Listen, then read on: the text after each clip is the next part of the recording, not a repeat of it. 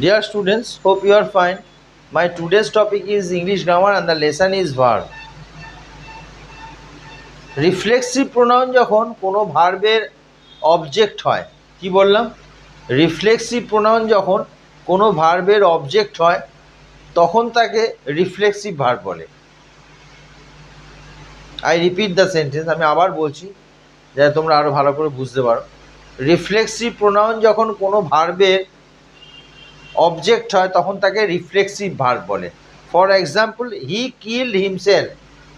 Number 2, you hurt yourself. এখানে হিটা subject কিন্তু হিমসেলফটা অবজেক্ট, সেই জন্য কিলটা এখানে রিফ্লেক্সিভ ভার্ব হয়েছে।